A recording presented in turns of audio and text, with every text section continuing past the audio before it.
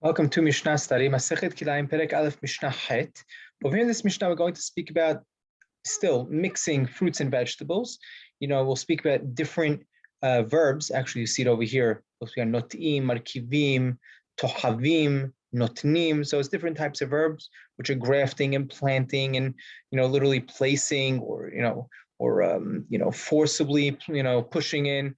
So we'll see all these different things. But the idea over here is you're not allowed to mix fruits and vegetables in any type of grafting fashion. So we're going to speak about this. I have some pictures as well, just this, what exactly some of these things are. I was able to find some of them. Let's jump through the Mishnah, and it's pretty self-explanatory.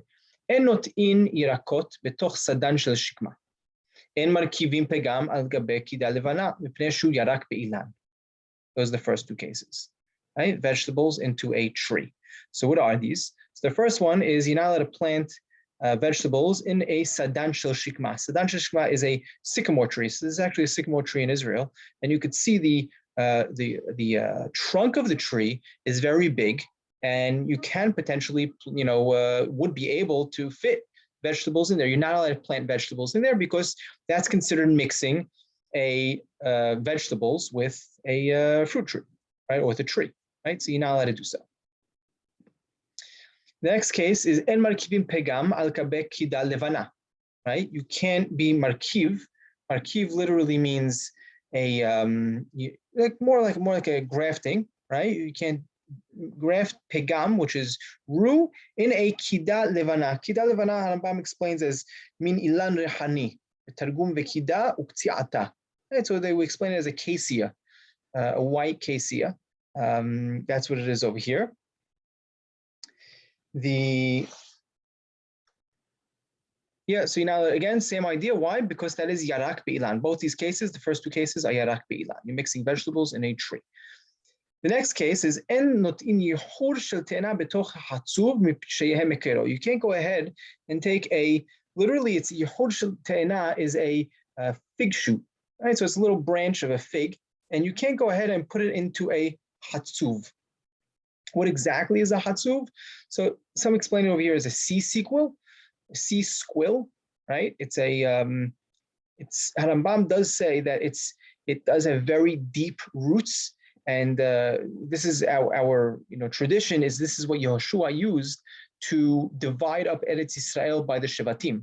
So actually, how do they set the borders of each tribe within Eretz Israel? So they planted these, deep-rooted trees that are a hatzuv, that's what they're called. And some explain it to be this over here, this, sea squill. Again, you're not allowed to go ahead and plant and take plant a fig branch into one of these. The next case is en tohavim zemora shel gefen letoch abatiach. You can't take a grapevine, and go ahead and forcibly push it into a melon or a watermelon. Why? Well, how would that help? Because then the watermelon, the liquid, the juice of the watermelon will throw its liquid into the vine, and the vine will be able to grow from it. So it could be beneficial. You're not allowed to do so. Why? Because you're mixing an ilan with a yarak. Next case in the Mishnah speaks about enotin zera delat detocha halamit. You can't go ahead and take a zera delat, so it's the seeds of a gourd, and put it into a halamit. Halamit, and not everyone's sure what it is. Rambam says min yarak lono dalano pirusho. We don't know exactly what it is. Some people say, and he says it's al-khamtia. I don't know exactly what that is. I saw some people explain it as this mallow.